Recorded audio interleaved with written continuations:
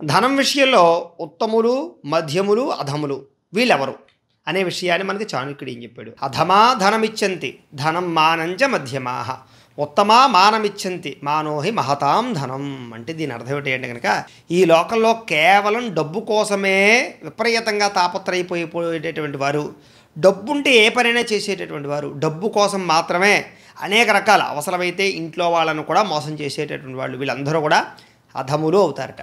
డబ్బుతోటి కొంచెం జాగ్రత్తగా వ్యవహారం నడిపేటటువంటి వాళ్ళందరూ కూడా మధ్యములు అవుతారట.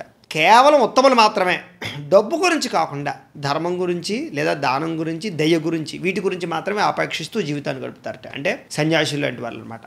కాబట్టి డబ్బు విషయంలో ఉత్తములు, మధ్యములు, అధములు ఎవరు అంటే కనుక, అయితే ప్రస్తుత కాలంలో ఉత్తములు కనపడతారా అంటే కనుక ఎక్కడో కోటికి ఒకళ్ళు ఉండొచ్చు. సన్యాసులను విపరీతంగా ఆదరించేవారు ఇప్పుడు ఈ రోజుల్లో ఏమవుతుందయ్యా అంటే కనుక దానం తగ్గిపోతుంది, దయ తగ్గిపోతుంది. ముఖ్యంగా వాళ్ళ కోసం డబ్బు సంపాదించుకోకుండా పరుల కోసం డబ్బు సంపాదించేవాళ్ళు, సేవ కోసం డబ్బు సంపాదించేవాళ్ళు ఉత్తములు అవుతారు. మరి మధ్యములు అంటే ఎవరు అంటే కనుక సంపాదన అవసరమే కానీ నేను ఒళ్ళొంచి పనిచేసి సంపాదిస్తాను, కష్టపడి సంపాదిస్తాను, నాకు భగవంతుడు ఇచ్చినటువంటి టాలెంట్ తోటి, నా లోపల ఉండేటటువంటి స్కిల్స్ తోటి, నా శక్తితోటి నేను ధర్మంగా డబ్బులు సంపాదించుకుని నా పెళ్ళం బిడ్డలను పోషించుకుంటాను.